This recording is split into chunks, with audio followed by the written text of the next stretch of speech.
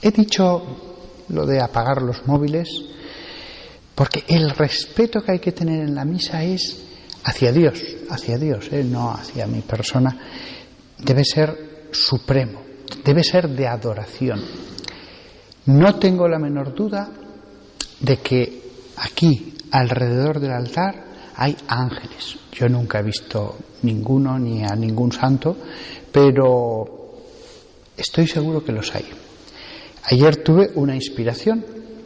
Había dicho en el sermón que la muralla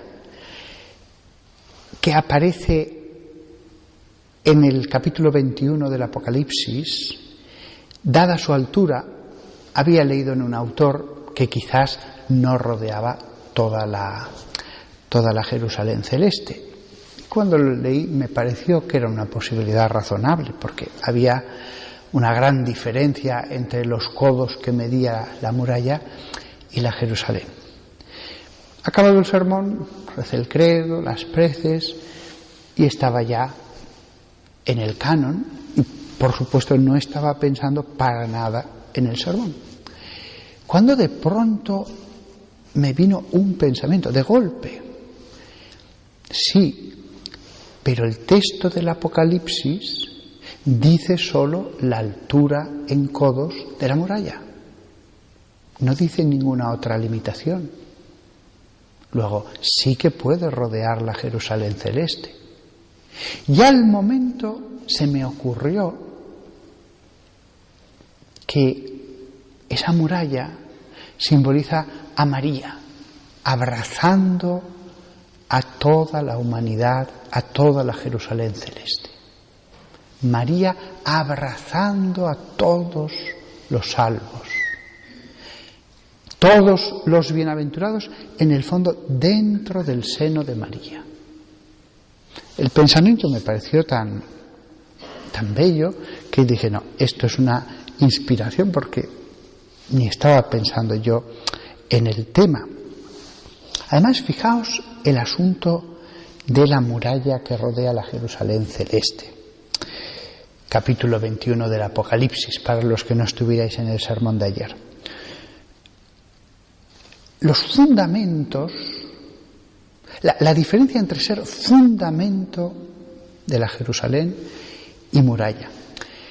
Los fundamentos tienen los nombres de los apóstoles, eso dice el Apocalipsis. El fundamento es sobre lo que se construye. Mientras que en la muralla, dice San Juan, están las 12 puertas, con la inscripción de las 12 tribus y un ángel en cada puerta. Claro, ¿qué simboliza esto? Una cosa es ser fundamento de la Jerusalén, pero María es a través de la cual entran todos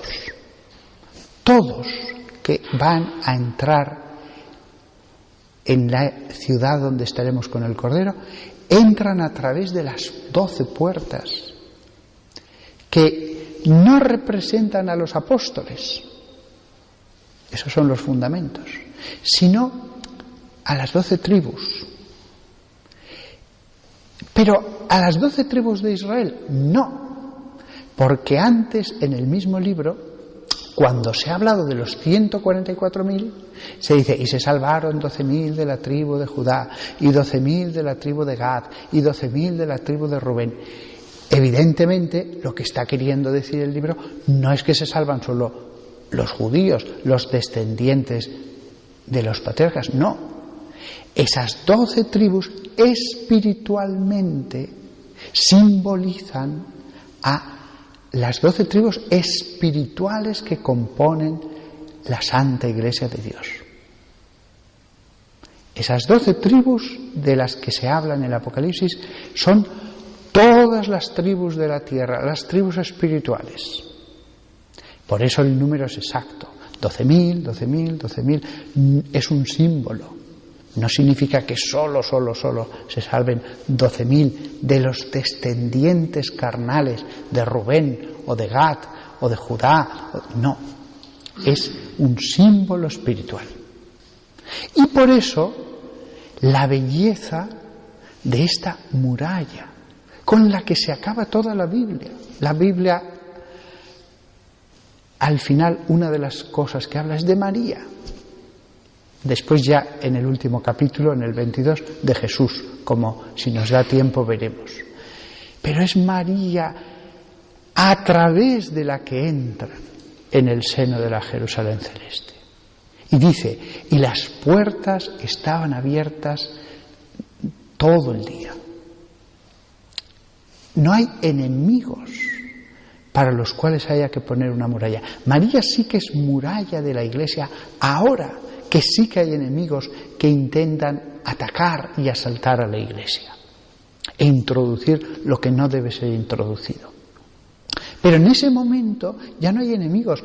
El adversario y los seguidores del adversario, el libro dice que serán arrojados en el lago de fuego. Y no se pueden escapar porque Dios no hace mal las cosas. Luego allí ya no hay necesidad ninguna de una muralla defensiva. Lo que fue muralla defensiva en el tiempo de la historia, después de la resurrección, será corona de la Jerusalén celeste. Y sus puertas estarán abiertas todo el día, porque Dios es apertura, Dios quiere que todos se salven. Dios no cierra su seno a nadie. Y hay 12 ángeles. 12 ángeles porque ella es reina de los ángeles. Fijaos, en la muralla está simbolizada tanto la humanidad como el mundo angélico. Nunca me había fijado yo en el simbolismo de esta muralla, y ahora me parece precioso. María en el penúltimo capítulo de toda la Biblia. 144 codos, dice el Apocalipsis. El ángel también midió la muralla, 144 codos de medida humana que el ángel estaba usando. 144, fijaos que es el cubo de 12, es decir, el cuadrado, es decir, no se salvan las 12 tribus de Israel, se salvan 12 veces las 12 tribus de Israel. Esto recuerda a cuando Pedro le pregunta, Maestro, ¿debo perdonar 7 veces? Y él le dice, no 7 veces, sino 70 veces 7. Es como si la pregunta del apóstol, Señor, ¿se salvan las 12 tribus? Eso ya hubiera sido mucho, no pensaban tanta generosidad. Y que te dijeran, no las 12 tribus, sino 12 veces las 12 tribus. Por eso la muralla tiene 144 codos, que además esto, el simbolismo que estoy diciendo, pienso que es el correcto, porque 144 codos se corresponde también a los 144.000 que entran con las palmas y las vestiduras blancas delante de la presencia de Dios. Fijaos, las puertas, el libro se esfuerza en decir, y había 3 puertas hacia el norte, y 3 puertas hacia el este, y 3 puertas hacia el oeste, y 3 hacia el sur. ¿Por qué Dios se toma la molestia de escribir eso? Pues porque quiere expresarnos a través de esa imagen arquitectónica que la apertura es hacia toda la humanidad. Imaginaos que hubiera dicho no, hacia el oeste no, o tal puerta está cerrada. No, toda la humanidad está invitada. Toda la humanidad está invitada a venir delante del trono del Cordero. Dios no cierra la puerta. Aquí, cuando yo leía ese pasaje, me recordaba a las palabras de Jesús cuando en una de las parábolas dice que invitó a muchos a que vinieran a la boda, pero al final pusieron excusas. Y dice Mateo 22, los siervos salieron a los caminos, reunieron a todos los que encontraron malos y buenos, y la sala de bodas se llenó de comensales. La sala de bodas se llenó de comensales. Lo mismo pasará con la Jerusalén celeste, porque esto que está contando, esta parábola de las bodas, que ponen excusas pero al final invita a todos, es Dios que invita a todos a la salvación. La sala se llenó de comensales. Por favor, después de leer estos versículos, ¿cómo podemos pensar, como algunos han pensado a lo largo de la historia, que quizás los salvos eran unos poquitos? Cuando la Biblia está hablando de cómo Dios abre las puertas. ¡Ojo! Los siervos salieron a los caminos, reunieron a los que encontraron malos y buenos. Malos y buenos. Es verdad que tendrán que cambiarse de vestido, es decir, tendrán que purificarse, que cambiar sus actitudes, que pedir perdón, pero malos y buenos. Después, fijaos en que se dice que la muralla es de jaspe. La muralla está construida de jaspe, mientras que la ciudad, la Jerusalén celeste, es puro oro, claro como el cristal. Las fundaciones de la muralla de la ciudad están adornadas con toda joya, la primera de jaspe, la segunda de zafiro, la tercera de ágata, así hasta las 12. ¿Qué está queriendo decir con esto? Lo que está queriendo decir es la belleza, la riqueza.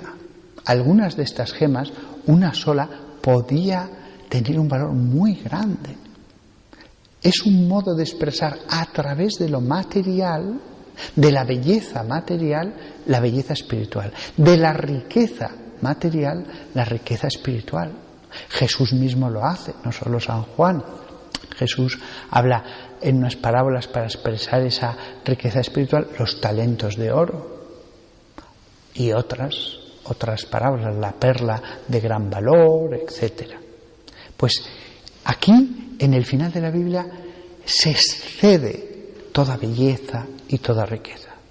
No significa, pienso yo, tampoco es que esté prohibido pensarlo, pero no significa que literalmente estén hecho todo de esos materiales. Es una cosa espiritual. La riqueza de las almas, la riqueza que Dios ha puesto en las almas. Vosotros sois construcción de la Iglesia, dirá San Pablo, piedras vivas. Pues la Jerusalén celestial, estas piedras, en realidad son la belleza y riqueza de las almas. No pienso que literalmente signifique que esté construido de estos materiales. Y que no debemos perder demasiado tiempo, quizás, en buscar ya el significado de cada material. Se ve en que las denominaciones de las piedras de esa época todavía no estaba fijada, con lo cual de algunas de ellas sabemos con exactitud cuáles son, por ejemplo, el diamante o, por ejemplo, la esmeralda, pero después otras no está tan claro qué piedra se está refiriendo en ese momento. Que tampoco se está refiriendo a cosas materiales, dice, mientras que la ciudad estaba hecha de puro oro, claro como el cristal. El oro no es claro el oro material no es claro como el cristal. Así que aquí hay este simbolismo que estoy diciendo. Voy a parar aquí estas reflexiones porque todavía Dios en su generosidad desveló más cosas de la Jerusalén celeste. Y reconozco que no es un sermón que sea entusiasmante, es más para hacer pensar. Es más como si Dios al final de la Biblia hubiera querido poner unas palabras que nos hagan simplemente decir, ¿cómo será todo eso? ¿Cómo será de grandioso que describe las cosas más bellas de este mundo material, exacerbándolas solo para que tengamos una idea de la ciudad, no del Dios mismo, que eso es para el último capítulo?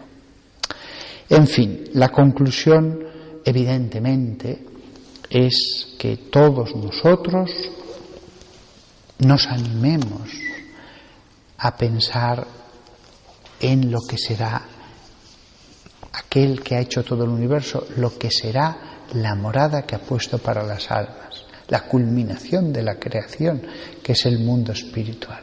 Que tengamos verdadera ambición, deseo, sed de ese momento en que ya todo será absolutamente perfecto y más que perfecto. Si vemos la grandeza de los reyes, pues es como si el Apocalipsis nos dijera, eso no es nada. La grandeza donde estarán todos mis hijos será mucho mayor que cualquier cosa que veáis en los más grandes millonarios y monarcas de la tierra. Pero no os lo puedo expresar bien con palabras, porque no hay palabras que puedan decir lo que es espíritu. Aún así, uso lo más bello de lo material como si fuera una parábola, las que decía Jesús en el Evangelio, pues la Nueva Jerusalén es como una parábola de lo espiritual, a través de lo material. Que todos nosotros de verdad tengamos sed de estar con Dios allí.